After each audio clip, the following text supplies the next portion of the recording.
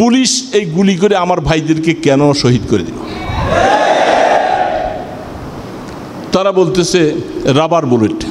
তো রাবার বুলেটে তো মানুষ মারা যায় না। আমি বলছি কালকে তাদেরকে, রাবার বুলেটে মানুষ মারা যায় না। আপনারা এই তথ্যটা ভালো করে নেন। পুলিশের যদি কোনো তাদের ভুল সিদ্ধান্তের কারণে আমাদের এই ভাইগুলি যদি সেখানে মৃত্যুবরণ করে থাকে, আমরা তার কঠিন বিচার চাই এবং এর উপদিষ্ট শাস্তি সেই পুলিশদেরকে দিতে হবে।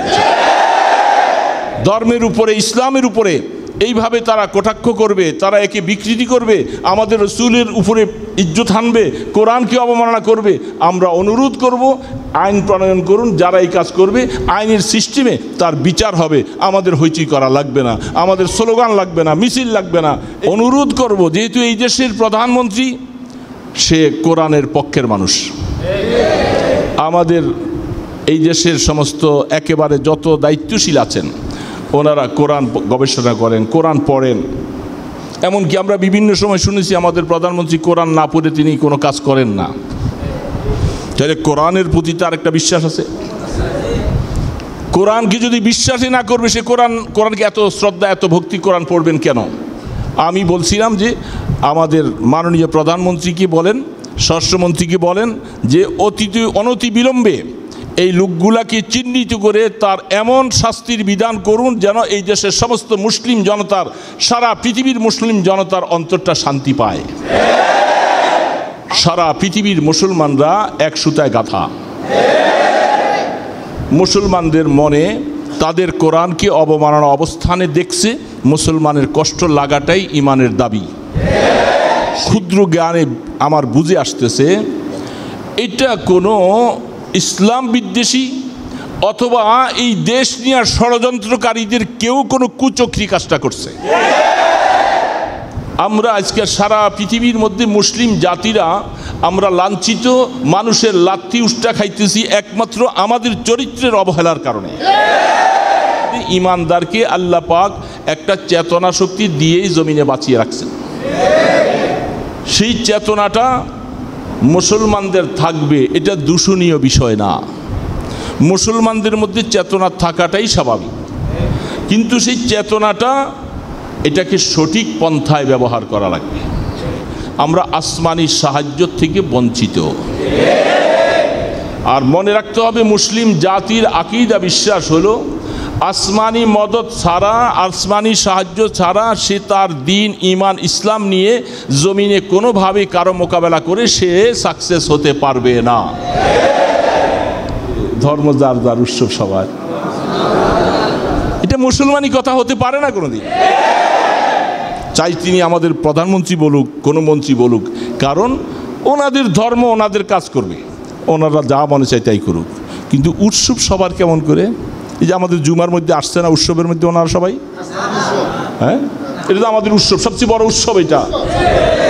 আমাদের ঈদের নামাজে, হ্যাঁ, আমাদের কোরবানিতে, আমাদের বিভিন্ন ওয়াজ নসিহতে, এগুলি একটা বাজে কথা, এগুলি রাজনৈতিক একটা বক্তৃতা,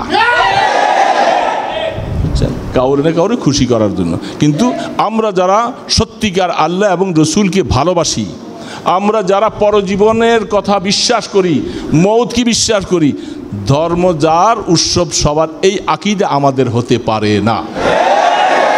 কেউই আমরা এটা বিশ্বাস। আলহামদুলিল্লাহ নাহমাদুহু ওয়া নাস্তাঈনুহু ওয়া নাস্তাগফিরুহু ওয়া নু'মিনু বিহি ওয়া নাতাওয়াক্কালু আলাইহি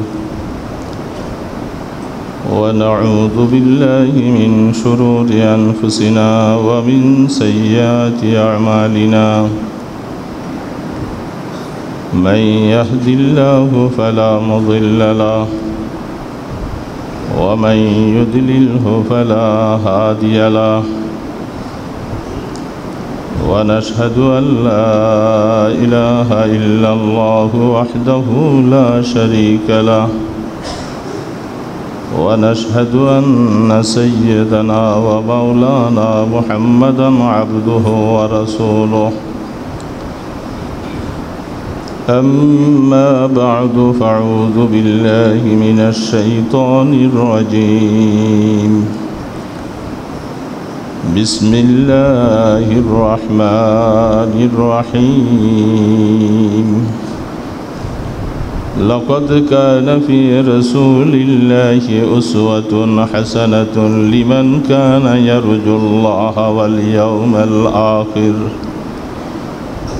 صدق الله المولانا العظيم وصدق رسوله النبي الكريم ونحن على ذلك من الشاهدين والشاكرين والحمد لله رب العالمين اللهم صل على سيدنا محمد وعلى آله وأصحابه وبارك وسلم اللهم صل على سيدنا محمد وعلى آله وأصحابه وبارك وسلم اللهم صل على سيدنا محمد وعلى آله وأصحابه وبارك وسلم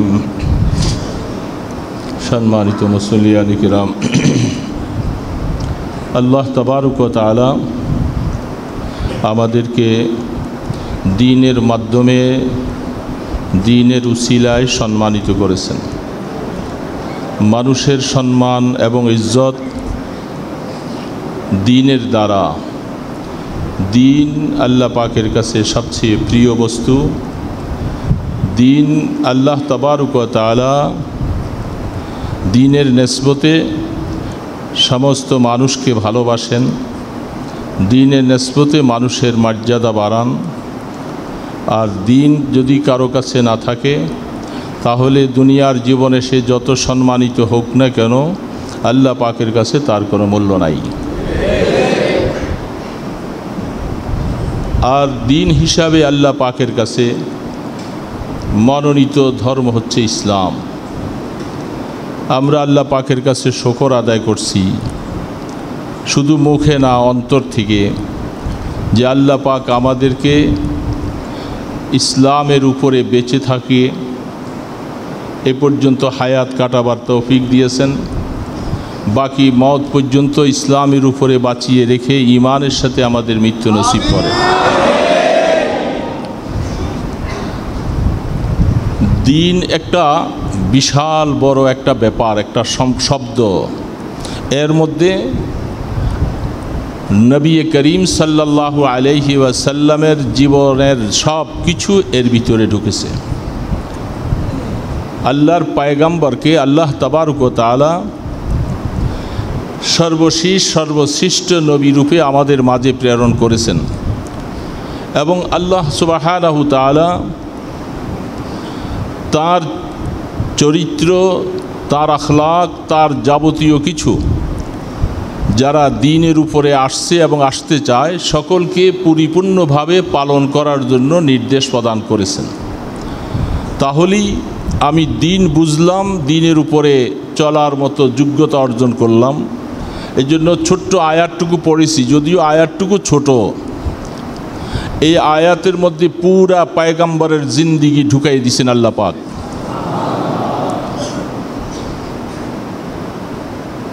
সারা পৃথিবীর মধ্যে মুসলিম জাতি আমরা যে অবস্থায় আছি, তবে 2 নম্বর অবস্থানে আছি।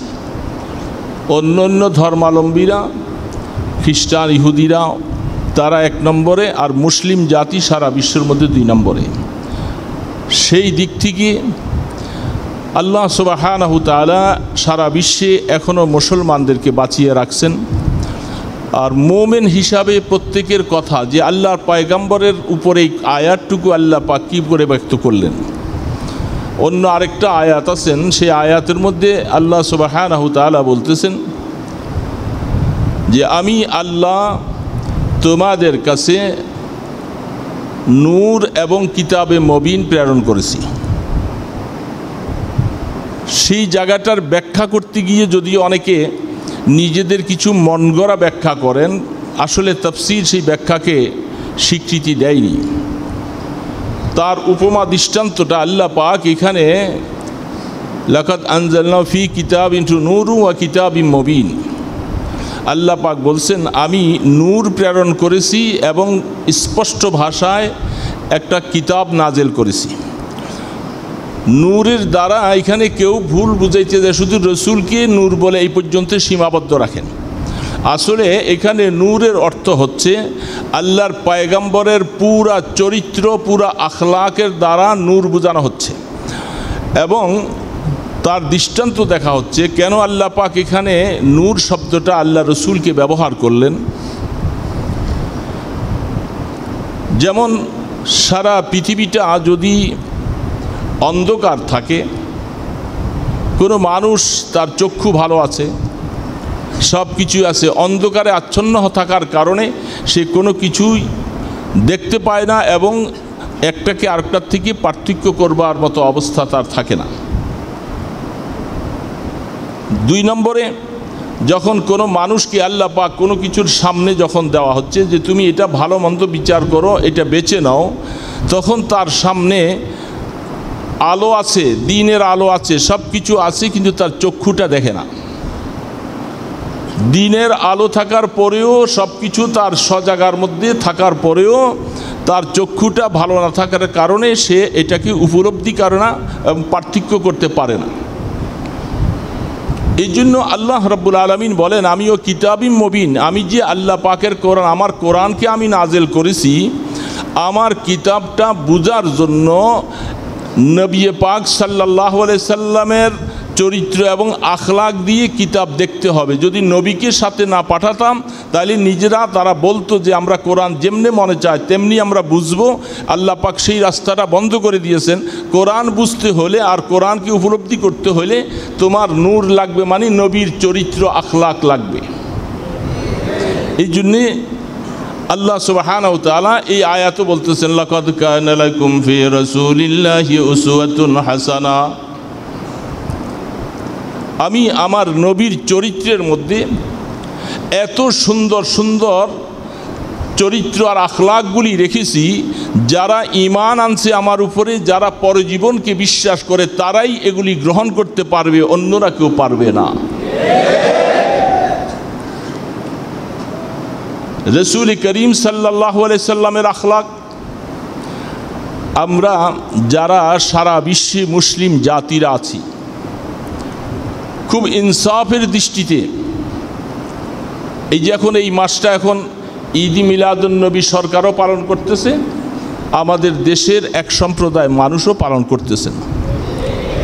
তো ঈদ মিলাদুন নবী রসুলের বৎসরের পরে এই সময়টা আসলেই আমরা রসুলের প্রেমে আসক্ত হয়ে যাই। আসলে রসুল পাক সাল্লাল্লাহু আলাইহি সাল্লামের উপরে আসক্ত হওয়ার ব্যাপারটা প্রত্যেকের জীবনের, সে যদি তালাশ করে আল্লাহর পয়গম্বরের জীবন থেকে সব কিছু সে লুপে নিতে পারবে, যে আল্লাহর পয়গম্বর কোনো একটা সাইড বাদ রাখেন নাই, যে এটা দেখতে গিয়ে মুসলমানরা তারা বিব্রতকর হবে, তারা কোনো রাস্তা খুঁজে পাবে না। আল্লাহ পাক বলেন, তাইলে আমার কোরআন এই আয়াতটা বেকার হয়ে যাবে। আমি বলছি আমার পয়গম্বরের চরিত্রের মধ্যে সবচেয়ে উত্তম উত্তম আদর্শগুলি তোমরা খুঁজে পাবে। তাহলে সারা পৃথিবীর মুসলিম জাতি আমাদের চরিত্রগুলি আসলে আমরা নিজেরা পয়গম্বরের আয়নার সাথে মিলাই। আমরা কোথায় মুহাম্মদ রাসূলুল্লাহ সাল্লাল্লাহু আলাইহি সাল্লামের চরিত্র কোথায়? এজন্য আমাদের বুঝতে হবে আগে সর্বপ্রথম আমরা যে মুসলিম হিসাবে আল্লাহ আমাদেরকে ঈমান দেওয়ার পরে আমি ঈমানের কত অংশের মধ্যে আমি পদার্পণ করেছি। সেই কারণে আমরা আজকে সারা পৃথিবীর মধ্যে মুসলিম জাতিরা আমরা লাঞ্ছিত, মানুষের লাথি উষ্টা খাইতেছি একমাত্র আমাদের চরিত্রের অবহেলার কারণে। মুসলিম জাতি নবীর চরিত্রকে সম্পূর্ণভাবে সব বিলুপ্তি করে দিয়েছে। রাসূল পাক সাল্লাল্লাহু আলাইহি সাল্লামের চরিত্রের হিসাব মতে একটা অংশ আমার মধ্যে 16 আনা নয়, 8 আনাও নাই। তারপর আমি মুসলিম জাতি, আমি দাবিদার, আমি দাবি করে থাকছি। এই জন্য আমাদেরকে দেখতে হবে যে দেখুন মুসলিম জাতি আমাদের মধ্যে একটা চেতনা আছে, এটা ঈমানি চেতনা, এটা কি কেউ অস্বীকার করতে পারবে না। এটা আল্লাহ পাক মুসলিম জাতিকে একটা ঈমানি চেতনা দিয়েই জমিনে পাঠাইছে।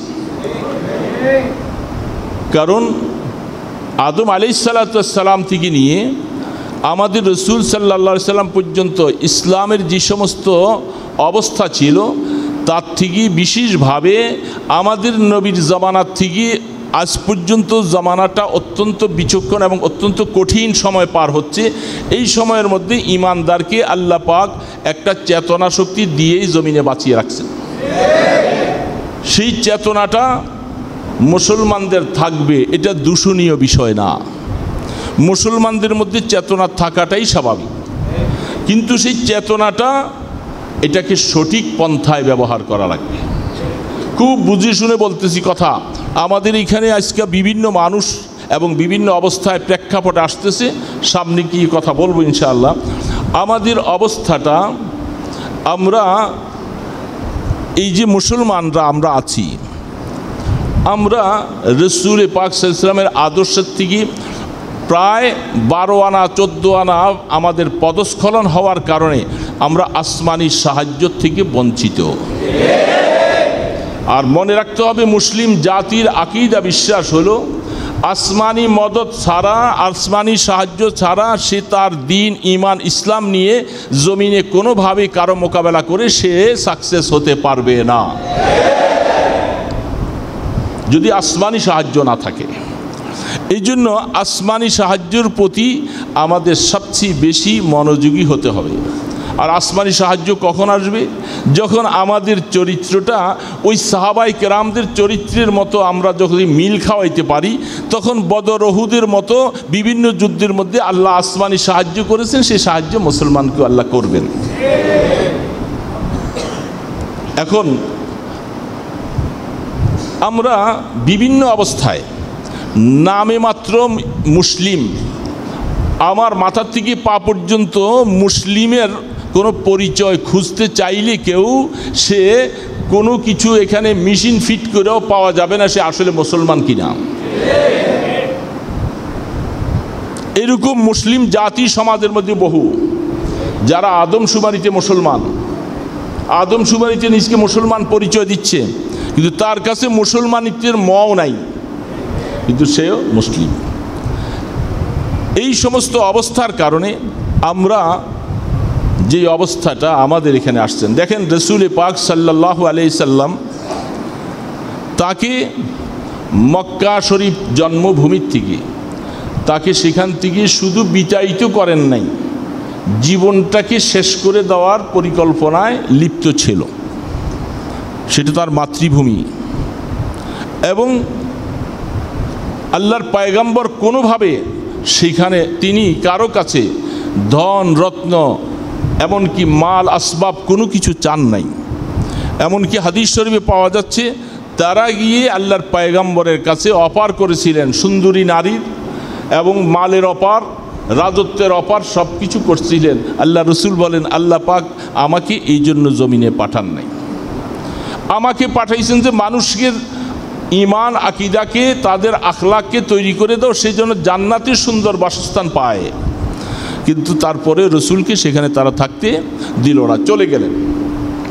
সমস্ত তাওয়ারিখ এবং সিরতের কিতাবগুলি আমরা তো কেউ হয়তো একটা লাইন পড়ছি, কেউ হয়তো 2টা লাইন পড়েছি, কেউ হয়তো ছোট একটা কিতাব পড়েছি, আর কেউ দেখা যায় যে তার জীবনের বিশাল একটা অংশ সিরতের গবেষণা করতে করতে সে অনেক কিছুই বুঝছে এবং জানছে। সেগুলি তালাশ করলে দেখা যায় যেদিন আল্লাহ রসুল মক্কা বিজয়ের জন্য রওনা দিবেন, সেই রমজান মাসে, 8ম হিজরি রমজান মাসে আল্লাহর হাবিব তিনি মক্কার দিকে রওনা দিবেন এবং মক্কা বিজয়ের পরিকল্পনা নিলেন। মক্কাকে তিনি আল্লাহ পাকের তরফ থেকে যেহেতু ফাতহে মুবিন আল্লাহ পাক হুদায়বিয়া বলছিলেন, এবং মক্কা বিজয়ের জন্য পরিকল্পনা নিয়ে রসুল রওনা দিবেন। রসুলের গোপন কথাগুলি কিছু কিছু ঘনিষ্ঠ সাহাবীদের সাথে পরামর্শ করেছিলেন। সেখান থেকে কোনো একজন সাহাবী মক্কা শরীফে তার পরিবার পরিজন আরও অনেকে তারা মক্কা শরীফে ছিল, এই জন্য তিনি তাদের এই পরিজনদেরকে সঠিকভাবে কাফের মুশরিকেরা যেন আশ্রয় দিয়ে রাখে, এই জন্য সে একটা চিঠি লিখে আল্লাহর পয়গম্বরের গোপন কথাটা সে লিখে একজন মহিলার মাধ্যমে, সেই মহিলাটা মদিনা শরীফ গিয়েছিল, সে আসলে মক্কার মানুষ, অনেক দিন থেকে ঘোরাফেরা করে। সাহাবায়ে কেরাম জিজ্ঞাসা করছেন যে এই মহিলাটা তো একটা গায়িকা মহিলা, সে মক্কা মদিনা শরীফ ঘুরে কেন? কিন্তু সে কোনো না মতলবে আসছেন, সেটা কেউ প্রকাশ করতে পারে নাই। সেই সাহাবী চিঠিটা লিখে তার কাছে গোপনীয়ভাবে এমনভাবে দিয়েছেন, তার চুলের খোপার ভিতরে বেঁধে দিয়েছেন যে তুমি চিঠিটা নিয়ে মক্কায় অমুক অমুকের কাছে দিবা। এটা আল্লাহ রসুলের একটা গোপনীয়তাকে ফাঁস করে দেওয়া হচ্ছে।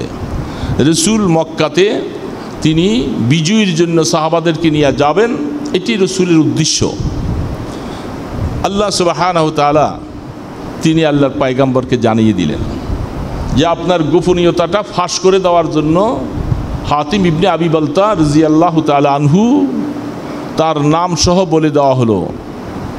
রসুল করিম সাল্লাল্লাহু আলাইহি সাল্লাম সাথে সাথে হযরত ওমরে ফারুককে বললেন যে তাড়াতাড়ি করে ছুটি গিয়ে ঘোড়া দৌড়ে গিয়ে সেই মহিলার থেকে সেই চিঠিটা বের করে নিয়ে আসো, এবং কোন জায়গায় কোথায় রসুল জায়গা বলে দিলেন, যেহেতু ওই জায়গায় মহিলাটা আছে এবং তার চুলের খোপার ভিতরে তার চিঠিটা।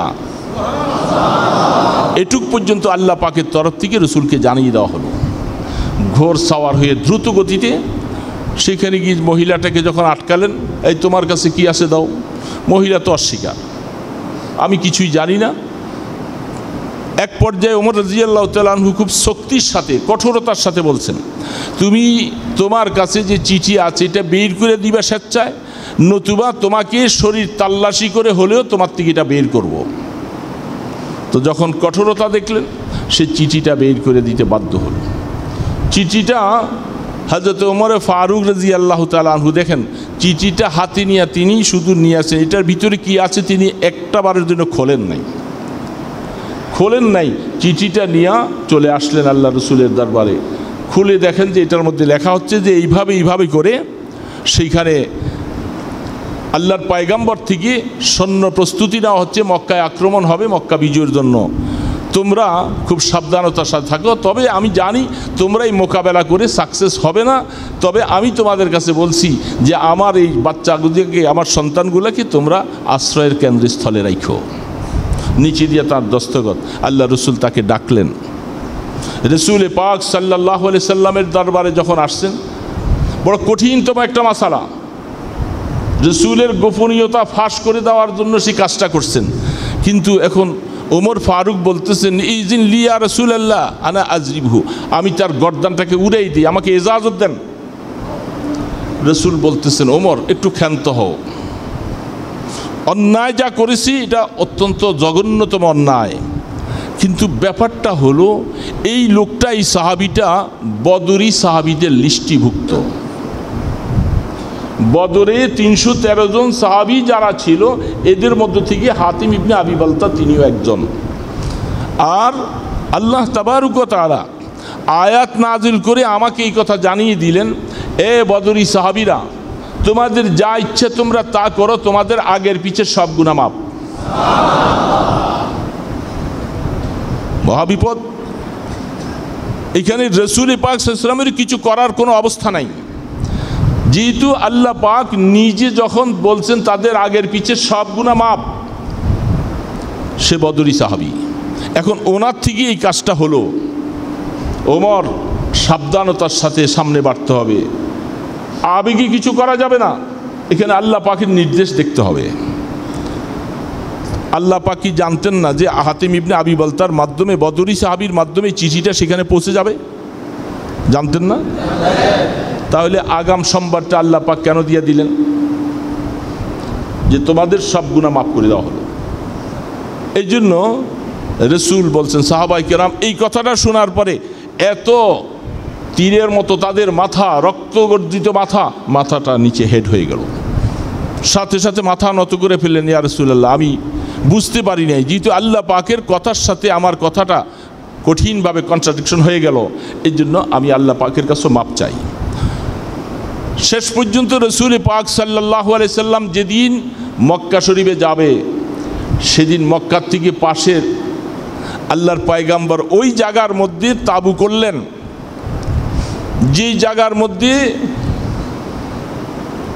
শিয়াবে আবি তালেবের উপত্যকায় বনি হাশেম সহ পুরা সকলকে কাফের মুশরিক আবু জাহালরা আল্লাহর পয়গাম্বর সহ তাদেরকে সেই উপত্যকায় বন্দি করে রাখছিলেন এবং তাদেরকে তাদের রসদ, খাবার দাবার সব কিছু, এভরিথিং সব কিছু চতুর্দিক থেকে বন্ধ করে দেওয়া হয়েছিল। সেই হাদিসের বর্ণনা, রসুল পাক সাল্লাল্লাহু সহ সাহাবায়ে কেরাম সেদিন গাছের পাতা চিবেয়েও কোনো রকম খেয়ে জীবনটা পাঠাইছিলেন। বাচ্চাদের দুধ ছিল না, খাবার ছিল না। 3 বৎসর কাল সেখানে শিয়াবে আবি তালেবের উপত্যলায় সেখানে আল্লাহ রসুল ছিলেন।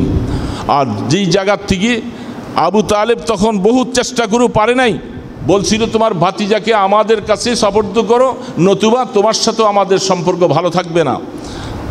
পরে সেখানে গিয়ে রসুলকে আশ্রয় নেওয়া হলো। আর সেখানে বিশাল ঘটনা আছে পিছনে। আল্লাহ পাক মেহরবানি করে তাদের সন্দিত অবস্থাটাকে বাইতুল্লাহ ঘরে লটকাইয়ে রাখা হয়েছিল যে এই 3 বৎসর কাল তারা জমিনে নামতে পারবে না। মক্কার কোনো আবাদ বিদ্যাবনিতা কেউ তাদের সাথে সম্পর্ক রাখতে পারবে না। তাদের সাথে আমরা এইভাবে করে তাদের মোকাবেলা করব। সর্বশেষ রসুল বলছিলেন, চাচা আবু তালেব আবু জাহালকে বলেন তাদের সেই সন্ধির সেই চিঠিটা, সেটার মধ্যে সবগুলি বাইতুল্লাহ ঘরে উই পোকায় খেয়ে ফেলছে, শুধু আল্লাহ পাকের নামটা বাকি আছে। রসুল এই কথা বলে দেওয়ার পরে আবু তালেব বলতেছে, ভাতিজা বুঝে শুনে কথা বলো, আমি কিন্তু এটা চ্যালেঞ্জ করব যে আমার ভাতিজা বলছে এই কথা। বলে আমি যা বলছি আল্লাহ পাকের তরফ থেকে ওহির মাধ্যমে বলছি। আবু তালেব যে বলছেন যে আমার ভাতিজার কথা যদি মিথ্যা হয়, ভাতিজাকে তোমাদের হাতে সুপর্দ করব। আর যদি আমার ভাতিজার কথা যদি সত্য হয়, তাহলে তাদেরকে এই বন্দিশালার থেকে বের করে দিবা, তাদের সাথে আর বৈরী ভাব রাখবে না। তারা সকলে বলছে হ্যাঁ ঠিক আছে, এই কথা দস্তখত লেখা হোক। দস্তাবিজ হলো, সব কিছু বলে আবু তালেব সহ আবু জাহাল সকলেই গিয়ে বাইতুল্লাহ ঘর থেকে ওই কাগজটা নামায় আনছেন। আইনা নজর করে দেখে যে আল্লাহ কসম বা খোদা, আমার রসুল যা বলছেন এটা পরিপূর্ণ 16 আনায় 16 আনা বাস্তবায়ন হয়েছে। সব কথাগুলি সব খেয়ে ফেলছে উই পোকা, শুধু ওর মধ্যে আল্লাহ শব্দের নামটা বাকি আছে। তারা এই অবস্থাগুলি বুঝিও তারা ফিরে আসলো না, আল্লাহ রসুলকে বের করে দিলেন, চলে আসলেন তিনি। তো ওই উপত্যকায় রসুল মক্কা বিজয়ের দিন সেইখানে গিয়ে তাবু করেছেন, যেখানে তাকে নিরাশ্রয় না খেয়ে থাকতে ছিল। সেইখানে থেকে আস্তে আস্তে করে আবু সুফিয়ানকে নিয়ে হযরতে ওসমান গনি রাদিয়াল্লাহু তাআলা আনহু, তার বংশের লোক তিনি, এই জন্য তিনি আল্লাহ রসুলের কাছে যখন যাচ্ছিলেন সকলেই খুব প্রস্তুত ছিল যে আবু সুফিয়ান রসুলকে জীবনে এত কষ্ট দিয়েছে, সুযোগ পাইছি তাকে এখন শেষ করে দেই। রসুল পাক সাল্লাল্লাহু আলাইহি সাল্লাম তাকে আবু সুফিয়ানকে বলতেছিলেন, আপনার কি এখনো সময় হয়নি? আপনার এই ভুলটা ভেঙে আপনি আল্লাহকে, তৌহিদবাদীর উপরে আল্লাহকে এক আল্লাহ বলে স্বীকার করবেন, আর আমাকে আল্লাহ রসুল বলে আপনি স্বীকৃতি দিবেন। সময়টা কি হয় নাই? বহু চেষ্টা কথা হাদিসের মধ্যে এবং তাওয়ারিখের মধ্যে অনেক কথা আছে। সর্বশেষ আবু সুফিয়ান আল্লাহ রসুলের কাছে মুসলমান হলো। আবু সুফিয়ান মুসলমান হওয়ার পরে হযরত ওসমান রাদিয়াল্লাহু তাআলা আনহু বলছিলেন, ইয়া রাসূলুল্লাহ, এরা খানদানি বংশধর, তো অনেক উঁচু মানুষ, সারা জীবন সর্দারি মাতবুরি করে আসছে, আপনি তার শানের উপরে দেখে তার এমন কিছু কাজ তাকে দেন যে কাজগুলোর দ্বারা তার একটা শানটা বজায় থাকে। আল্লাহ রসুল এই কথাটাকেও গুরুত্ব দিয়েছেন, যেহেতু মুসলমান হয়েছে তার শানটা রাখতে হবে। রসুল তখন বলে দিলেন, যাও, আজকার এই দিনে আমরা মক্কাকে আক্রমণ করতে আসছি, তাদের কারোর সাথে আমার প্রতিশোধ নেওয়ার কোনো অবস্থা নাই। আমি আমার জীবনের সব কিছু লা তাসরিব আল ইয়াউম, রসুল বলছেন কারো ব্যাপারে আমার কোনো অভিযোগ নাই। শুধু 15 জনের নাম রসুল বলছিলেন, এই 15 জনকে যেখানে পাবে সেখানে হত্যা করবে। সেখানে বিশাল ব্যাপার আছে। এর মধ্যে আবু সুফিয়ানের কথা বলছেন, যারা আবু সুফিয়ানের ঘরে গিয়ে আশ্রয় নিবে তারা আজকা নিরাপত্তা পাবে। আবু সুফিয়ান সাথে সাথে বললেন, ইয়া রাসূলুল্লাহ, আমার একটা ছোট ঘর, এই ঘরের মধ্যে কয়জন মানুষ সামাই হবে? সাথে সাথে রসুল বললেন, যাও, বাইতুল্লাহ ঘরে গিয়ে যারা আশ্রয় নিবে এরা সব নিরাপত্তা। তারপরে আবার আবু সুফিয়ান বলতেছেন, ইয়া রাসূলুল্লাহ, এটাও তো সামাই হবে না, বাইতুল্লাহ ঘরও ছোট, এর মধ্যে কতজন মানুষ হবে? মানুষকে আশ্রয় দেওয়ার প্রক্রিয়া এবং আল্লাহ রসুল তাকে কত সম্মানিত করতেছেন দেখেন। 3 নম্বরে রসুল বলছেন, যাও, যারা ঘরের দরওয়াজা বন্ধ করে রাখবে তারা সকলেই নিরাপদ। কেউ যদি আইসা আমাদের সাথে মোকাবেলায় না আসে, কেউ যদি আমার সাথে অস্ত্রবাজি যদি না করে, তার দুঃসাহস যদি না দেখায়, আমরা তাদের পিছপা হব না, তারা নিরাপদ। আজকের ব্যাপারে তাদের সাথে আমাদের কোনো রকমের দ্বন্দ্ব নাই, কোনো রকমের আক্রোশ নাই। আবু সুফিয়ানকে নিয়ে যখন মক্কায় সকলের কাছে যেয়ে যখন কথাগুলি বলতে শুরু করছে, সর্বপ্রথম তার স্ত্রী হেন্দা, যে রসুলকে এত কষ্ট দিয়েছিল, ওহুদের যুদ্ধে হযরত আমির হামজা রাদিয়াল্লাহু তাআলা আনহুর কলিজাটা যে চিবিয়ে চিবিয়ে খেয়েছিল, সে আবু সুফিয়ানের স্ত্রী হেন্দা, সে যাইয়া বলতেছে, তোমার কি মাথা খারাপ হয়ে গেছে? তুমি এই সমস্ত পাগলামি কি বলছো? হ্যাঁ, বলতেছে, হেন্দা দেখো, আজকের দিনে বাঁচতে পারবে না কেউ, আমার কথা যা বলছি শোনো, ভালো হলো এখনো ঈমান নিয়ে আসো। হেন্দা তখনও মুসলমান হয়নি, হেন্দা আবল তাবল বলতেছিল। আবু সুফিয়ান তাকে 2 বার ধমক দিয়ে বলছে, আমার কথা শোনো, ভালো হবে, নতুবা আজকে বাঁচতে পারবে না। যেহেতু আমি যা দেখে আসছি, মুহাম্মদ রাসূলুল্লাহ সাল্লাল্লাহু আলাইহি সাল্লামের সৈন্যরা যেইভাবে করে দলে দলে এইভাবে আসতেছিলেন, আজকে বাঁচার কোনো উপায় নেই, ভালো রাস্তা হবে, ঈমান গ্রহণ করো। হিন্দা সর্বশেষ বুঝতে পারছে, এখন বলছে, আমি তো সেই আমিরে হামজার কলিজা চিবানেওয়ালা মহিলা, এমনকি রসুল কি জীবনে কত কষ্ট দিয়েছে, আমাকে সহজে ছেড়ে দিবে না। বলে, না, তোমরা জানো না, নবী মুহাম্মদের আখলাক যদি তুমি আসলে কাছে গিয়ে দেখো, তুমি সব ভুলে যাবে। তার মতো এমন মানুষ পৃথিবীতে হয় না কোনো দিন। আমি আবু সুফিয়ান গিয়ে দেখেছি যে তিনি আমার সাথে যে কী আচরণ আর কি ব্যবহার করেছেন, আমি জীবনে কোনো দিন ভুলবো না। আমি তোমাকে বললাম, তুমি গিয়ে দাও। হেন্দা বুঝে আসছে রসুলের আখলাক, রসুলের উন্নত চরিত্রগুলি কেমন। হেন্দা দূরের থেকে যে আওয়াজ দিয়ে বলছেন, আমি সে হেন্দা, জীবনে বহু কষ্ট আপনাকে দিয়েছি, আপনার চাচা আমির হামজার কলিজা চিবেই খেয়েছি, আমার ভুল বুঝে আসছে, আমি আজকে মুসলমান হতে চাই। রসুল করিম সাল্লাল্লাহু আলাইহি সাল্লাম বলছে, তোমার সব অন্যায় পিছনে সব মাপ, আজকের থেকে তুমি আমাদের বোন হয়ে গেলা, আর তুমি আমাদের মা হয়ে গেলা। হযরত হিন্দা রাদিয়াল্লাহু তাআলা আনহা, তিনি মুসলমান হলেন। এইভাবে তখন রসুল পাক সাল্লাল্লাহু আলাইহি সাল্লামের দরবারে যেই 15 জনের কথা রসুল চরমপত্র দিয়েছিলেন যে তাদেরকে যেখানে পাবে সেখানে হত্যা করবে, তারা কঠোর অন্যায়ের মধ্যে তারা ছিল। তাদের মধ্য থেকে প্রায় 4 জন 5 জন ব্যতিরিকে বাকি সকলেই অবস্থা দেখে, রসুলের উদারতা দেখে তারা সামনে এসে সবাই কলেমা গ্রহণ করেছে। আর বাকি কয়েকজন তারা পালিয়ে যেতে ছিল। রসুল করিম সাল্লাল্লাহু আলাইহি সাল্লাম সর্বপ্রথম উম্মে হানি রাদিয়াল্লাহু তাআলা আনহার ঘরের মধ্যে গিয়ে তিনি গোসল করলেন এবং 8 রাকাত নামাজ পড়লেন, যে নামাজটা চাষতের নামাজ ছিল। এর থেকে তখন বাইতুল্লাহ ঘরে গিয়ে রসুল আবার নামাজ পড়লেন, তাওয়াফ করলেন দীর্ঘ বৎসর পরে। এবং রসুল সেইভাবে সেদিন বলে দিলেন, লা তাসরিবাল ইয়াউম, লা তাসরিবাল ইয়াউম, আজকে কারো ব্যাপারে আমার কোনো অভিযোগ নাই, আমি সবাইকে ক্ষমা করে দিলাম। ওই আল্লাহ পাক বলছেন, ইজা জা নাসরুল্লাহি ওয়াল ফাত ওয়া রাআইতান নাসা ইয়াদখুলুনা ফি দীনিল্লাহি আফওয়াজা। যেদিন দেখবেন দলে দলে মানুষ সব ইসলামের পতাকা তলে আসতে থাকবে, সেদিন কতই না আনন্দ। ও রসুল এই অবস্থা দেখে হাদিস শরীফের মধ্যে স্পষ্ট লিখছেন, যেদিন মক্কা বিজয় হয়ে রসুল যখন ওটের পিঠে যাচ্ছিলেন, রসুলের অবস্থাটা সেদিন কেমন ছিল সেটা হাদিসে দেখাইছেন। রসুল কেউ কেউ মনে করতে পারেন আজকে এত কষ্টের পরে বিজয়ী ভেসে আমরা বাইতুল্লাহর দিকে যাচ্ছি, সিনা টান করে এবং নিজের মধ্যে একটা ফখর খোয়ালা ভাব নিয়ে ঢুকবে।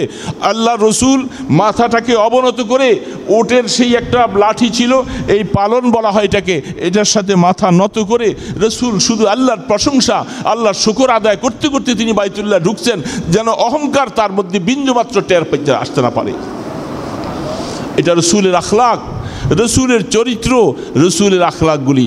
এই জিনিসগুলি সব দেখার পরে আমাদের বুঝে আসা দরকার।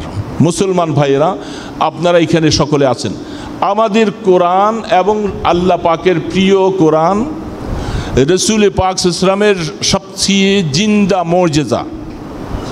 কোরআন আল্লাহর পয়গম্বরের জিন্দা মুজিজা। যেহেতু রসুল দুনিয়ার থেকে চলে গেছেন, তার অগণিত কারামত মুজিজাগুলি সব বন্ধ হয়ে গেছে।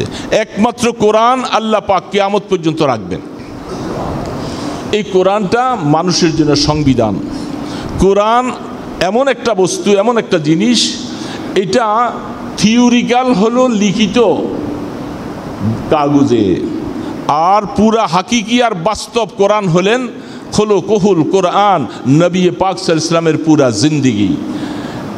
এই 30 পারা কোরআনের বাস্তব প্রতিমূর্তক হলো রসুল নিজে, আর এখানে থিওরিক্যাল কোরআন। এই কোরআনটার সম্মান আল্লাহ পাকের কাছে নয়, সারা বিশ্বের কাছে তার জীবন থেকে বেশি। কোরআনের সম্মান, কোরআনের ইজ্জত তার জীবন থেকে বেশি, আর এটা হওয়াটাই স্বাভাবিক। কোরআনকে শ্রদ্ধা করবে। তবে ওই যে আমি একটু আগে বলছিলাম যে আমরা মুসলিম জাতিগুলি আসলে আমরা রসুলের আখলাক থেকে অনেকটা পিছনে। দোকানে, মুদি দোকানে সদাই কিনতে যাবেন, পানের দোকানে পান খেতে যান, আমি মাঝে মধ্যে বিব্রতকর হয়ে যাই। কোরআনের আয়াত, হাদিসের পৃষ্ঠাগুলি দিয়ে বড় বড় সমস্ত পোটলা বানাইয়া আপনার সদাই নিয়ে আসতেছেন, বাড়িতে আসতেছে, পান বেঁধে দেওয়া হচ্ছে। এটা কারা করতেছে? এরা কি মুসলমান না? মুসলমান না? যেখানে কোরআনের আয়াত এত সম্মানিত, শুধু সারা কোরআন নয়, একটা আয়াতও অজু ছাড়া ধরার অনুমতি নাই। সেইখানে কোরআনের এই বইগুলি, পৃষ্ঠাগুলি বিভিন্ন পুস্তকাদি এবং বিভিন্ন মাদ্রাসার, বিশেষ করে যে সমস্ত, আমি এটা চ্যালেঞ্জ করে বলতে পারবো এবং শুকর আদায় করে বলতে পারবো, এই কাজটা কোনো কওমি মাদ্রাসার ছাত্ররা করে না। তারা এতটুকু বুঝে যে আল্লাহর কোরআনের সম্মান কত। এটা করলে আমাদের কিছু এইভাবে ইসলামিক স্টাডিতে লেখাপড়া করে, অন্য অন্য ধর্মীয় প্রতিষ্ঠানে লেখাপড়া করে, তারা সুযোগ মতো বইগুলাকে গাট্টি করে তাদের কাছে শের মাপা বিক্রি করতে নেয়। আর তখন তারা এগুলাকে মুদি দোকানের বিভিন্ন পোটলা বানায়, পান দোকানওয়ালায় পান বিক্রি করে। তার কি এতই পয়সার দরকার? তার পয়সা এত বেশি দরকার? কোরআনে আয়াতগুলি আমি যখনই পাই কী করব, উঠাবার চেষ্টা করি, কোথায় রাখবো, হয়তো মাটির নিচে অথবা কোনো নদীতে ফেলে দেওয়া দরকার, কিন্তু অনেক সময় পারছি না। মানুষের পায়ের নিচে কোরআনে আয়াত যাচ্ছে। তাহলে এই কোরআনটা, এত সম্মানিত কোরআনটা, আমরা এটাকে অবমাননা করতেছি প্রথম অবস্থায়। এখন এই দেশের মধ্যে আমি প্রথম বলবো, যারা হিন্দু ধর্মাবলম্বী যারা আছে, হিন্দু ধর্মওয়ালাদের সাথে আমাদের কোনো দুশ্মনী আছে? তারা এই দেশের জনগণ, তারা এই দেশের জনগণ, তারা এই দেশে নিজেদের বাপদাদার ধর্ম হিসাবে তারা এই দেশে বসবাস করে। রসুল করিম সাল্লাল্লাহু আলাইহি ওয়াসাল্লাম তিনি তার হায়াতে মদিনা শরীফ যাওয়ার পরে আশপাশে ইহুদি এবং ভিন্ন ধর্মাবলম্বী যারা ছিল তাদের সাথে রসুল বসছিলেন। এখন মদিনা শরীফটা মুসলিম স্টেট, এটার সর্বকিছুর দায়িত্ব দিয়েছেন আল্লাহ পাক আমি নবীকে। তোমরা এখানে থাকবে, শান্তিতে থাকো, কোনো আপত্তি নেই, তোমাদের ধর্ম তোমরা পালন করো, তোমার সাথে আমাদের কোনো সংঘর্ষ নাই। কিন্তু যদি তুমি আমার এই দেশে এখানে বসে বসে আমাদের ইসলামকে ক্ষতি করো, আমাদেরকে ক্ষতি করো এবং মারামারি, লুণ্ঠন, হাইজাক, ছিনতাই, রাহাজানি ইত্যাদি যদি করো, তাহলে ইসলামী স্টেটের জিম্মাদার হিসাবে তোমাদেরকে এখানে থাকতে দেওয়া হবে না। এটা আল্লাহর পয়গম্বরের কথা ছিল। আমাদের দেশে যারা ভিন্ন ধর্মাবলম্বী আছে, আমি গত সপ্তাহে, তার আগের সপ্তাহ বলছিলাম, এরা সংখ্যালঘু। সংখ্যালঘু মানে তারা গণনায় আমাদের থেকে কম, এটাই। কিন্তু তারা এই দেশের বাসিন্দা, এই দেশের বাসিন্দা না, তাদের এখানে মাতৃভূমি জায়গা। তারা আমার যদি কোনো ক্ষতি না করে, আমার নামাজের কোনো ব্যাঘাত ঘটে না, আমার মসজিদে আসা কোনো ব্যাঘাত ঘটে না, আমার দাড়ির উপরে ব্যাঘাত ঘটায় না, আমার কোরআনের উপরে, আমার মাদ্রাসার উপরে যদি কোনো ব্যাঘাত না ঘটায়, তাদের জান মাল নিরাপত্তা দেওয়ার দায়িত্ব পুরাপুরি এই দেশের সরকারের এবং মুসলিম জাতির। সরকার তো সকলের জন্যই সে সরকার, মুসলমানদের জন্য যেমন, অমুসলমানদের জন্য তেমন। এখন কুমিল্লার মধ্যে যেই ঘটনাটা ঘটছে, আপনাদের সকলের কাছে ফেসবুক আছে এবং বিভিন্ন মিডিয়া, বর্তমান জামানায় মিডিয়াটা এটা একটা কঠিনতম অবস্থায় পৌঁছেছে। কারণ যে ভালো বুঝে সেও একটা কমেন্ট করে, যে না বুঝে সেও কমেন্ট করে এবং আজে বাজে কমেন্টগুলি করে আসে, যেটা আসলে বাস্তবতার সাথে কোনো মিল নেই। মানুষকে উত্তেজনা বাড়াবার জন্য এমন এমন কিছু পুরানো কিছু ফেজ সাথে নিয়ে আইসা বাস এটা ছেড়ে দিল ফেসবুকে, মানুষ গরম হয়ে গেল। কি অবস্থা? অত বাস্তবতার সাথে তার কোনো মিল নেই। এই জন্য আমাদেরকে মুসলমান ভাইরা, আমি আপনাদের কাছে, আপনাদের এই মিম্বরে বসছি সেই হিসাবে আমি আপনাদের কাছে বলবো দুইটা কথা, আপনি ইনসাফের সাথে বুঝেন। সারা বাংলাদেশে হিন্দুরা পূজা করে, কিছু কিছু আগের থেকে অনেক দিন থেকে কিছু কিছু ছুটাপাটা দুই একটা ঘটনা ঘটে, অমুকখানে মূর্তির হাত ভাঙছে, অমুকখানে এই হয়েছে, এরকম ধরনের কিছু ঘটনা মাঝে মধ্যে শোনা যায়। আমি ব্যক্তিগতভাবে আমি মনে করি এই কাজটা কোনো কুচক্রী মহল হয়তো করে থাকে। সত্যিকার আল্লাহকে ভালোবাসে, আল্লাহকে বিশ্বাস করে, নবী মোহাম্মদ রাসূলুল্লাহকে নবী মানে, সে আরেক ধর্মের কোনো জিনিসের উপরে হস্তক্ষেপ করতে পারে না, কারণ এটা নবীর আখলাক না। আমি সে তার দেবতা মানতেছে, আরও কিছু মানুষ, আল্লাহ পাক এই জমিনের মধ্যে তাদেরকে খাওয়ায় চলায় ফিরায়, সময় মতো আল্লাহ পাক পুরোপুরিভাবে হিসাব নিবে। এইটাই হলো ইমানদারের আকীদার বিশ্বাস। সময় মতো আল্লাহ পাক কড়া ক্রান্তি সহ পায় পয়সা সহ হিসাব নিবে, যে তুমি আমাকে বাদ দিয়ে আমার জমিনে থেকে আমাকে গ্রহণ করলা না, আমার নবীকে মানলা না, আমার কোরআনকে মানলা না, এর জন্য তোমার পানিশমেন্ট কি দেওয়ার দরকার এটা আল্লাহ তৈরি করে রাখছে। আমাদেরকে তার বিচার করার জন্য আল্লাহ পাক জিম্মাদারি দেন নাই। জমিন আমার জমিনে তাদেরকে আমি খাওয়াইতেছি, কাফের মুশরিক বেঈমান মুশরিক সব তাদেরকে খাওয়াইতেছি, তোমার এত ব্যথা কেন? এই জন্য আমার বিশ্বাস কোনো মুসলমান তাদের মূর্তি ভাঙবে না এবং তাদের সেখানে হামলা করবে না, কারণ তাদের সাথে আমাদের কোনো দূরত্ব নাই। তারা এই দেশে তাদের ধর্ম পালন করে, আমাদের ধর্ম আমি পালন করি। আমাদের আকীদা বিশ্বাস একমাত্র ইসলাম ছাড়া কোনো ধর্ম নাই, এটা আমাদের আকীদা বিশ্বাস। অন্যান্য যত ধর্মাবলম্বী ধর্ম আছে এসব বাতিল ধর্ম। এটা আল্লাহ পাকের কথা, নবীর কথা, সমস্ত সাহাবাদের কথা, এটা আমাদের আকীদা। হ্যাঁ, তুমি রাষ্ট্রীয়ভাবে তার ধর্ম সে পালন করতেছে, আমার এখানে কেন মাথা ব্যথা নাই, কোনো মাথা ব্যথা নাই। এখন কুমিল্লাতে যে ঘটনাটা ঘটল, একটা ঘটনা ঘটছে, সারা বাংলাদেশে এতগুলি পূজা মণ্ডপের পরেও ঘটনা ঘটল কুমিল্লাতে তাদের দেবীর নিচে কোরআন শরীফ, যেটা আমরা সরাসরি চোখে দেখলাম, ওসি তার বুকের মধ্যে কোরআনটা ধারণ করে তিনি এটাকে সরাই নিয়ে আসলেন। মুহূর্তের ভিতরে মুসলমানদের মনের মধ্যে ক্ষোভ লাগাটাই স্বাভাবিক। এটাকে আমরা কেউ কোনোদিন এটা আমরা অস্বীকার করব না এবং এটাকে আমরা বিরত থাকার জন্য বলবো না, কারণ সারা পৃথিবীর মুসলমানরা এক সুতায় গাঁথা। মুসলমানদের মনে তাদের কোরআনকে অবমাননা অবস্থানে দেখছে, মুসলমানের কষ্ট লাগাটাই ইমানের দাবি, সেই হিসাবে মুসলমান কষ্ট রাখছে। এখন প্রশ্ন হলো, এই কাজটা কে করলো? হিন্দুরাই যদি করে থাকে তাহলে তার এখানে স্বার্থ কি, লাভ কি? সে আমার কোরআনটা সেখানে তার দেবীর পায়ের নিচে দিলে তার পূজার মধ্যে কি তাগো পূর্ণ বাইরে যাবে বেশি? তাদের ভক্ত কি আরও বেশি বাইরে যাবে? তাহলে কি উদ্দেশ্য, কোন উদ্দেশ্যে এইটা সেখানে রাখা?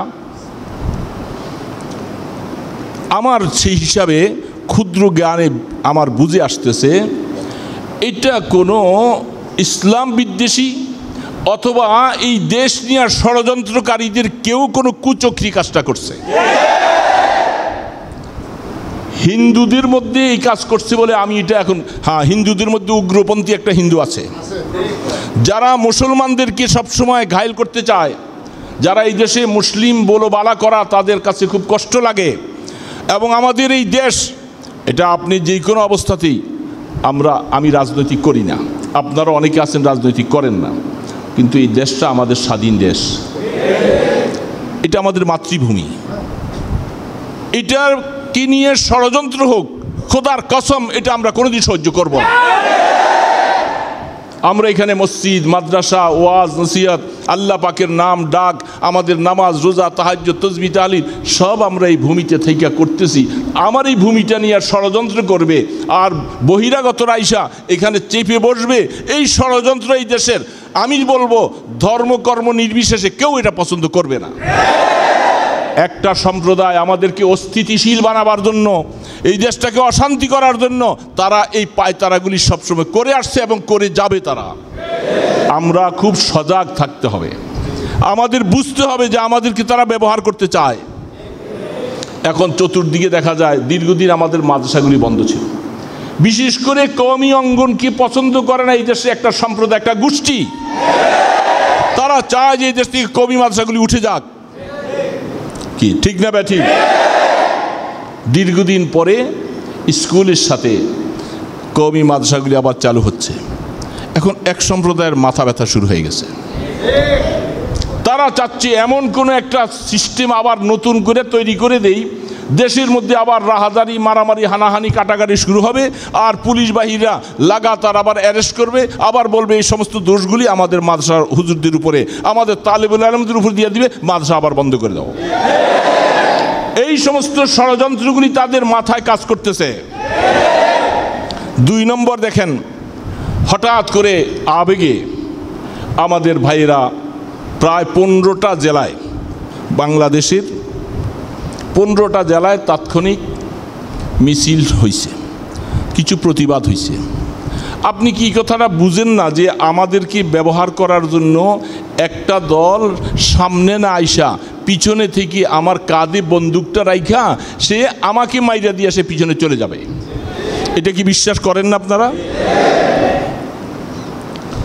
আমরা এই সম্প্রদায়টাকে চিনি না, কিন্তু সে কুচক্রী মহল হয়ে আমার ভিতরে ঢুকে। আজকে নারায়ণগঞ্জে আল্লাহর শুকর আমরা এখানে শান্তিতে নামাজ পড়তেছি, কত পেরেশান আমাকে বারবার ফোন দিয়ে, এবং অনেকে হুজুর তাড়াতাড়ি একটা প্রতিবাদ নামেন, একটা মিছিলে নামেন। আমি বললাম যে এখন চতুর্দিকে পূজার মণ্ডপগুলি চলছে, এই মুহূর্তে যদি আমি বাহিরে যাই আমি আপনাদের কাউকে কন্ট্রোল করতে পারবো না। এমনকি আমরা সকলে আবার বাড়ি যাওয়ার পরে দলে দলে সবটি অ্যারেস্ট হবেন, আবার মনে রেখে লিখে নেন, এবং পিটাও খাবেন অনেকে। কারণ আপনারা কেউ করবেন না, আপনাদের এত মহব্বতের বন্ধু আইসা সেখানে 2টা ঢিল মাইরা তাদের একটা প্রতিমা ভাঙবে, তাদের আক্রমণ করবে, আর তখন পুলিশ টিয়ার গ্যাস, পিডাপিডি, গুলি ছাইরা একতরফা করে সব আপনাকে শান্ত করে দিবে। এই জিনিসটা কি আপনি চান? এটা কর্নেওয়ালা লোক এইখানে বসে আছে এখনো,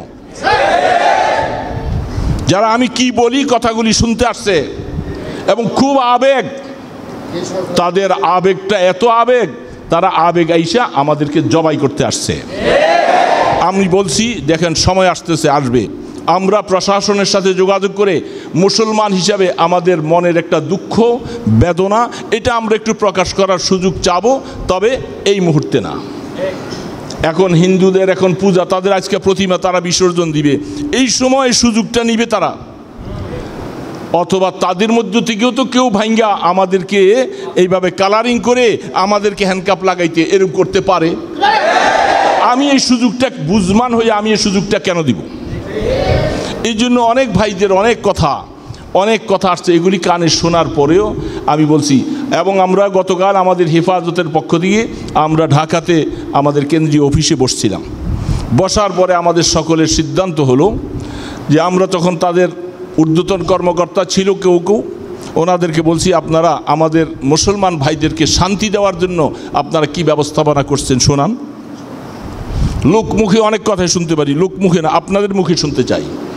ওনারা বলছেন সর্বপ্রথম এই ঘটনাটা ঘটার পরে আমরা কুমিল্লার ডিসিএসপি সাহেবকে দিয়ে তাৎক্ষণিকভাবে সাথে সাথে তাদের পূজা মণ্ডপটা বন্ধ করে দিছি।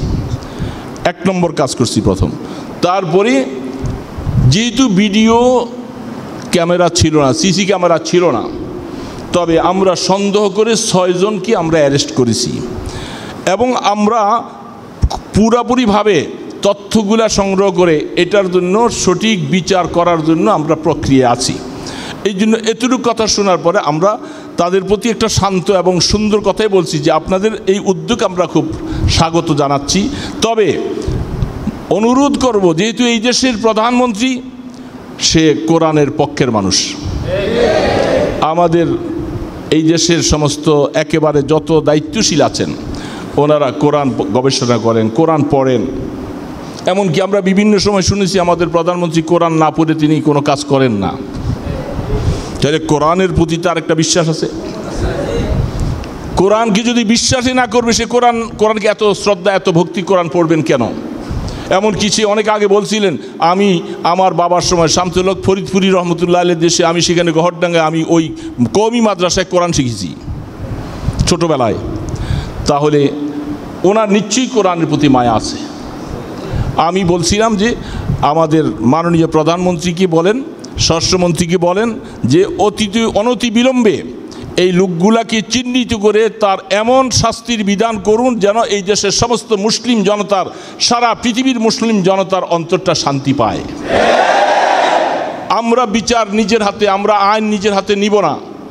আর আমাদের আইন নিজের হাতে নীতি গিয়ে আমরা সব ফেঁসে যাব। আপনি উচ্ছৃঙ্খল করবেন, মারামারি করবেন, কিছু দোকান ভাঙচুর হবে, কিছু গাড়ির মধ্যে আগুন জ্বালাই দেওয়া হবে, যেটা হরতালের সময় হয়েছিল। হয় নাই? হরতালের সময় এই গাড়িগুলি কি হুজুরে পড়াইছিল? সেইখানে গাড়িগুলি কারা পড়াইল? এবং যারা ভিডিও ফুটেজে দেখা গেছে যে কারা করতেছিল, বলে যে আমরা কিছু করার মতো নাই, আমরা দূরের থেকে শুধু দেখতেছিলাম গাড়িগুলাকে পেট্রোল দিয়ে আগুন দিয়ে জ্বালাই দেওয়া হচ্ছে, ভাঙ্গিয়া চুরমার করা হচ্ছে। এই মানুষগুলি বাংলাদেশ থেকে মরিয়া গেছে গা সব, না? সব একেবারে বাংলাদেশ সাইডে এরা চলে গেছে আরেক দেশে বর্ডারে। এই জন্য মানুষেরা, এই মুসলমানেরা শান্তিতে আপনি মসজিদে আসেন, আপনি দিনী কথা শুনেন, তালিম হোক, মাদ্রাসাগুলি ঠিকমতো চলতে থাকুক, এটা তারা পছন্দ করে না। এই জন্য কিভাবে আরেকটা উস্কানি দিয়ে এই দেশটাকে অশান্ত করা যায় সেই রাস্তাটা খুঁজছে। যে এখন পূজা মণ্ডপ চতুর্দিকে আছে, এটার মধ্যে হাত দিলে একেবারে ইন্ডিয়া সহ কেঁপে উঠবে আর এদের 12টা বাজাবে। আপনি যা কিছু করবেন এইখানে এখন তারা নিজেদের হইয়া কিছু ফেজে দেখছি হিন্দুরা এসে কান্নাকাটা করতেছে, তাদের মণ্ডপ আগুন জ্বালাই দিছে, এই দিছে সেই দিছে, এইগুলি সব ফেজে তারা দেখাইয়া ইন্ডিয়াকে খুশি করতেছে যে আমরা বাংলাদেশে নিরাপদ নাই। এই কথাগুলি বোঝাচ্ছে। তা আল্লাহর শুকুর, আপনারা বলেন বাংলাদেশে কি ওনারা নিরাপদ নাই? আমি বলবো ওনারা জামাই আদরে আছে এই দেশে। আমাদের দেশে কোনো মুসলিম জাতি তাদের প্রতি চোখ রাঙ্গা করে কথা বলবে না, কারণ মুসলমান আখলাক শিখেছে মুহাম্মদ রাসূলুল্লাহ সাল্লাল্লাহু আলাইহি সাল্লাম থেকে। আমরা আল্লাহর পয়গম্বরের সেই সৈনিক। আমরা সময় মতো, আমরা তো ওই সৈনিক যে ওমরে আলী রাদিয়াল্লাহু তাআলা আনহু তার বুকের মধ্যে একটা শত্রুর বুকের মধ্যে চাপা দিয়া বসছিলেন, বসার পরে সে একটু থুতু ফেলছে, তিনি সাথে সাথে তাকে সুযোগ পাইছে হত্যা করবে যুদ্ধের ময়দানে, তার বুকের থেকে তিনি সরে গেলেন। বলছে আলী, এত চেষ্টার পরে তুমি আমার উপরে কাবু পাইয়া আমাকে ছেড়ে দিলা? বলে আমি এতক্ষণ শুধু আল্লাহর সন্তুষ্টির জন্য তোমাকে হত্যা করতে চাইছিলাম, আর এখন যখন তুমি আমাকে থুতু দিলা আমার শরীরের ভিতরে গোস্সা চলে আসছে। হ্যাঁ, আমি এইভাবে করে আমাকে তুমি এইভাবে করে লজ্জিত দিলা, তখন যদি তোমাকে হত্যা করি আমি আল্লাহর কাছে নিয়ে রেহাই পাবো না, আল্লাহর কাছ থেকে মুক্তি পাবো না, কারণ আমি আমার নিজের উদ্দেশ্যে তোমাকে হত্যা করেছি। আমরা তো ওই সমস্ত সাহাবাদের সৈনিক। মুসলমান কোনোদিন কারো উপরে এইভাবে নিজের মনের আক্রোশকে মিটাবার জন্য কারো উপরে আন্দোলন করে তাকে লাঠিপিটা করে ভাঙচুর করতে পারে না।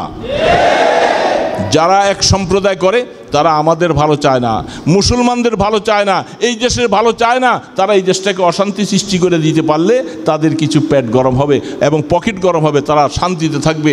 এই জন্য আমাদের বুঝে শুনে পা বাড়াইতে হবে। এ মুসলমান ভাইরা, আমাদের বুঝে শুনে পা বাড়াইতে হবে। আবেগ কোনো অবস্থাতে বিবেক ছাড়া চলতে পারে না। যেখানে শুধু আবেগ আছে, বিবেক নাই, সেখানে ক্ষতিগ্রস্ত হবে, সেখানে অ্যাক্সিডেন্ট হওয়ার ভয় আছে। এই জন্য আবেগের সাথে বিবেক লাগবে। এই মুহূর্তে যেহেতু চতুর্দিকে তাদের পূজা মণ্ডপগুলি তৈরি হয়েছে, যেই কোনো সময় তাদের পক্ষ থেকে দেখছে যে আমরা মিছিল দিয়া খুব হইচি গরম করছি, আর তারা পট করে একটা গণ্ডগোল করে ভাঙিয়ে দিবে, বলে এই দেখো অমুক মন্দিরটা ভাঙছে, অমুক মন্দিরে আক্রমণ হয়েছে, সমস্ত ঝামেলাটা এই ডিআইটি থেকে মিছিল কার্যকরের উপরে চলে আসবে। কেউ বাঁচতে পারবেন না। তখন ভিডিও ফুটেজ দিয়া তারা সবগুলি বাইর করে করে বাড়ির থেকে সময় মতো সব ধরে নিয়ে যাবে। তা আপনি কি করলেন? তাহলে ইসলামের অনেক উপকার করে দিলেন। যারা সেখানে কোরআন শরীফটা নিচে রাখলেন, এটার খুব উপকার করলেন আপনি আন্দোলন করে। এটা আন্দোলন না। আর আমাদের জোর দাবি হবে প্রশাসনিকভাবে আমাদের কথাগুলি মেহেরবানি করে আমাদের আইন শৃঙ্খলা বাহিনী সহ ঊর্ধ্বতন কর্মকর্তা স্বরাষ্ট্র মন্ত্রণালয়ে আপনারা পৌঁছান।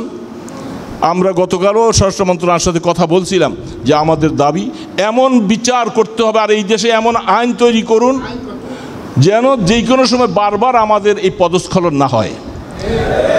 ধর্মের উপরে, ইসলামের উপরে এইভাবে তারা কটাক্ষ করবে, তারা একে বিকৃতি করবে, আমাদের রসুলের উপরে ইজ্জত হানবে, কোরআনকে অবমাননা করবে। আমরা অনুরোধ করব আইন প্রণয়ন করুন। যারা এই কাজ করবে আইনের সিস্টেমে তার বিচার হবে। আমাদের হইচই করা লাগবে না, আমাদের স্লোগান লাগবে না, মিছিল লাগবে না। এই জন্য এই দাবিটা আমরা কালকে করেছিলাম। আপনার এই দাবিতে একমত তো সবাই ইনশাআল্লাহ? এই জন্য এই আইন তৈরি হয়ে যাবে। আইন তৈরি হলে আমাদের কোনো কষ্ট থাকবে না ইনশাআল্লাহ, সিস্টেম অনুযায়ী চলবে। এই জন্য মুসলমান হিসাবে ব্যথা লাগা এটা আমাদের অন্যায় নয়। আমি কালকে ওনাদেরকে বলছিলাম মুসলমান হিসাবে বিভিন্ন জায়গায় যেভাবে হঠাৎ করে তারা কিছু মিছিল করছিলেন, কিন্তু সেখানে আমি বলছি খতিয়ে দেখা দরকার যে পুলিশ এই গুলি করে আমার ভাইদেরকে কেন শহীদ করে দিল। তারা বলতেছে রাবার বুলেট। তো রাবার বুলেটে তো মানুষ মারা যায় না। আমি বলছি কালকে তাদেরকে রাবার বুলেটে মানুষ মারা যায় না। আপনারা এই তথ্যটা ভালো করে নেন। পুলিশের যদি কোনো তাদের ভুল সিদ্ধান্তের কারণে আমাদের এই ভাইগুলি যদি সেখানে মৃত্যুবরণ করে থাকে, আমরা তার কঠিন বিচার চাই এবং এর উপদিষ্ট শাস্তি সেই পুলিশদেরকে দিতে হবে।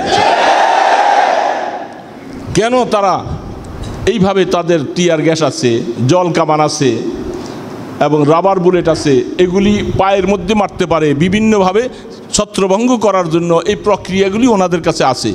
কিন্তু আপনি সিনায় গুলি করে আমার এই ভাইদেরকে মেরে ফেলবেন। তারা আবেগে নামছেন, কথা ঠিকই আছে, তাদেরকে ছত্রভঙ্গ করার ব্যবস্থা আপনাদের কাছে আছে, আছে না? কিন্তু হঠাৎ করে আপনারা পুলিশ ভাইরা গুলি করবেন, এতে আমাদের সন্দেহ হচ্ছে যে এই গুলিগুলি কারা করলো, কারা করলো গুলিগুলি।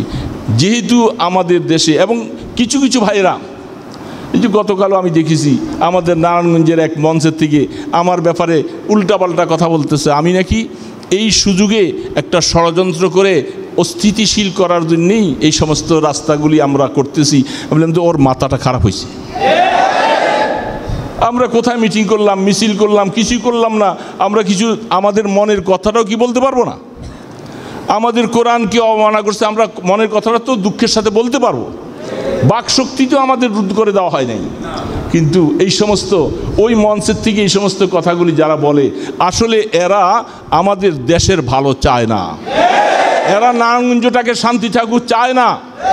তারা বিভিন্ন সময় বিভিন্ন মঞ্চে দাঁড়াইয়া আমি শুধুকাল দিয়ে টিম আব্দুল আওয়ালের দোষের অন্ত নাই, আমাকে অ্যারেস্ট করার জন্য তারা আদা জল লবণ খেয়ে নামছে। কেন অ্যারেস্ট করা হয় না? আমাকে অ্যারেস্ট করলে তোরা শান্তি পাবি না? কি হবে, তার অসুবিধা কি? একদিন তো চলেই যাব, থাকবো না। তোদের অ্যারেস্ট করা লাগবে না, আমি আমার মাওলার অ্যারেস্টের মধ্যে ডাকি চলে যাবো ইনশাআল্লাহ। তবে মনে রাখবি, তোরা যেইভাবে কাজ শুরু করছো, যেভাবে উস্কানি, সেই নিজেদের অবস্থাটা আল্লাহ সুবহানাহু ওয়া তাআলা এই কোরআনটা হয়তো বাকশক্তি এখন নাই, কোরআনের মালিকের বাকশক্তি বন্ধ না। কোরআনের মালিক যখন তোমাকে ধরবে তখন তোমাকে ছাড়বে না। এক ওয়াক্ত নামাজ পড়ো না জীবনে, মাথার থেকে পা পর্যন্ত মুসলমানের ম পাওয়া যায় না, তুমি আমাদের নামে সমালোচনা করতেছো। হ্যাঁ, আর বেটা তুই মুসলমান কিনা এরই তো সন্দেহ আছে তোমার। শুধু নামে আদমশুমারিতে মুসলমান হলি হয়ে গেল? বলতে থাক, তোমাদের শক্তি আছে, গলাবাজি করতে পারো। কিছুতে কিছু হইলে তোমরা এখন সব কিছু আমাদেরকে এই দেশ থেকে পাঠাইয়া দাও অনেক দিকে। আমাদের যেমন কিছুতে কিছু হইলে আমাদের ভারত থেকে মুসলমানদেরকে পুশিং ব্যাক করে বলে যে তোমরা বাংলাদেশে যাওগা। আর আমগো দেশের আমরা যখন কিছু দিনই কথা বলবো, আলেম ওলামা আমাদেরকে বলে তোমরা পাকিস্তান যাওগা। এটা তাদের বাপদাদার দিনের সম্পদ। যখন যারে যা মনে চায় তাই করে। না না, এটা মনে করো না। মুসলিম জাতি আল্লাহ পাক এবং মাঝে মধ্যে ওনাদের বিবৃতিগুলি শুনলে হাসি পায়।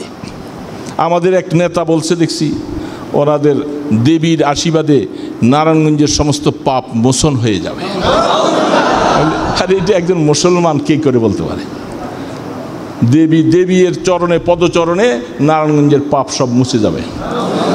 কালগার থেকে আর এই নারায়ণগঞ্জে একটা পাপ হবে না। এখানে মদ হবে না, জিনা হবে না, ব্যভিচার হবে না, সুদ ঘুষ হবে না, হ্যাঁ, কেউ কার সম্পদ নষ্ট করবে না। কারণ কালকার প্রতিমা বিসর্জন দেওয়ার পরে সব পাপ মোচন করেই তো চলে যাবে। একটা মুসলমান হয়ে তোর আকীদা এটা হয় কেমন করে? তারপরে মাঝে মধ্যে বলেন এইটা আমাদের দেশীয় কথা যে ধর্ম যার যার উৎসব সবার। এটা মুসলমানি কথা হতে পারে না কোনোদিন। চাই তিনি আমাদের প্রধানমন্ত্রী বলুক, কোনো মন্ত্রী বলুক, কারণ ওনাদের ধর্ম ওনাদের কাজ করবে, ওনারা যা মনে চায় তাই করুক। কিন্তু উৎসব সবার কেমন করে? এই যে আমাদের জুমার মধ্যে আসছে না, উৎসবের মধ্যে ওনারা সবাই, হ্যাঁ, এটা তো আমাদের উৎসব, সবচেয়ে বড় উৎসব এটা। আমাদের ঈদের নামাজে, হ্যাঁ, আমাদের কোরবানিতে, আমাদের বিভিন্ন ওয়াজ নসিহতে, এগুলি একটা বাজে কথা, এগুলি রাজনৈতিক একটা বক্তৃতা,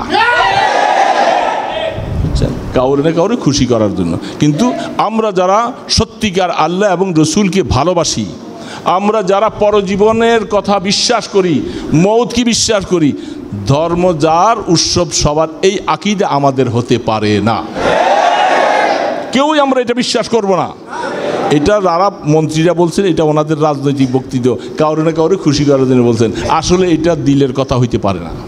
এই জন্য মনে রাখবো তারা তাদের হালাত সব কাজ করতেছে, করুক। কোনোদিন মনে রাখবেন খুব সাবধানতার সাথে। একটা ছোট্ট কথা, সময় বেশি হয়ে যাচ্ছে তো, আমি আমার দাখিল পরীক্ষার সময় যখন দাখিল পরীক্ষা দিতেছিলাম, তো হলের মধ্যে ঢুকছি, তো আমার সিটটা জানালার পাশে, ওই ধামতি আলিয়া মাদ্রাসা পরীক্ষা দিয়েছিলাম। তো যারা নকল করনেওয়ালা কিছু ছাত্র আছে, ম্যাজিস্ট্রেট যখন আসছে, যখন চেক শুরু হয়েছে, বাবারে নকল সব জানালা দিয়ে কাল বাইরে ফিকে মারতেছে। মরা মুসিবতে বললাম জানালার পাশে আমি, সবগুলি নকল যায় না বাহিরে, আমি বাধ্য হয়ে এগুলি সব টয়টে উইটা ফালাইতে হয়।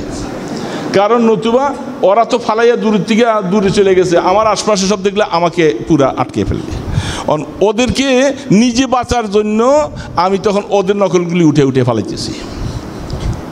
আমার কিন্তু ফালাবার উদ্দেশ্য নেই, আর আমার কাছে নাই, ছিল না, কিন্তু তাদেরগুলি আমি ফালাইতেছি। তো ঠিক তদ্রূপ এটা বুঝতে হবে, আমাদের এই দেশে অনেক সময় এই যে কিছু শব্দগুলি ব্যবহার করা হয়, এই শব্দগুলি অনেক সময় তারা কাউরে না কাউরে খুশি করার জন্য নিজেরা এই সমস্ত একটা বক্তৃতা দিয়া নিজেদেরকে খুশি করাইতেছে। কিন্তু আসলে এই কাজটা হোক, এটা আসলে বিতর্কত। আমি প্রশ্ন করছি অনেক রাজনৈতিকবিদদেরকে, অনেক আওয়ামী লীগের মুসলমান ভাইদের প্রশ্ন করছি, এটা কি আসলে আপনাদের দিলের কথা? কোথাও এটা একটা রাজনৈতিক বক্তৃতা, এটা রাজনৈতিক বক্তৃতা। এই জন্য ধর্ম যার যার উৎসব সবার হতে পারে না। এটা তাদের হতে পারে, তাদের এটা ধর্ম নাই বলতে পারে। আমরা মুসলিম জাতি, মুসলিম ধর্ম, এই যে মুসলমান হিসাবে বেঁচে আছি, সারা বিশ্বে আল্লাহ পাকের কাছে মনোনীত ধর্ম ইন্নাদ দীনা ইনদাল্লাহিল ইসলাম। দিন হিসাবে ধর্ম হলো শুধু ইসলাম, আর কোনো ধর্ম কিয়ামতের ময়দানে আল্লাহর কাছে গ্রহণযোগ্য হবে না। এই জন্য আমরা রাস্তায় চলতে, এখন আপনি যে শহরে বসবাস করবেন, মনে রাখতে হবে খুব সাবধানতার সাথে, নিজেকে বাঁচাবার জন্য আশপাশে কিছু দেখলেও সেটাকে ফিরাবার চেষ্টা করতে হবে। আপনি করেন নাই, কিন্তু এখানে আপনাকে ঘায়েল করে পট করে একজন করে চলে গেল, আপনি মুসিবতে পড়ে যাবেন। এই জন্য আপনাকে সতর্ক থাকতে হবে, আপনাকে যেন কালারিং করতে না পারে, আপনাকে যেন দোষী বানাইতে না পারে। কেউ করতে চাইলেও তাকে ধৈর্য সরাসরি পুলিশের কাছে দিয়ে দিব, যে আসলে তুমি আসলে ভালো উদ্দেশ্য করো নাই, আমি হাইটা যাচ্ছি, আমাকে কালারিং করবে, এই জন্য এই কাজটা করে পট করে দৌড়ে চলে গেলো, দৌড়ে তাকে ধৈর্য পুলিশের কাছে দিয়ে দেবো। কারণ আমি বাঁচার জন্য, ওই নকল আমি ফালাইছি কি আমি বাঁচার জন্য। এই জন্য মনে রাখতে হবে, আল্লাহ সুবহানাহু ওয়া তাআলা আমাদেরকে ঈমানের উপরে বলিয়ান হয়ে আমরা পরবর্তী ইনশাআল্লাহ সরকারকে বলবো এর কঠোর শাস্তি, এবং এটা আমরা দেখতে চাই। তা না হলে ইনশাআল্লাহ আমরা হেফাজতের পক্ষ থেকে আমরা বিশাল প্রতিবাদ করব ইনশাআল্লাহ।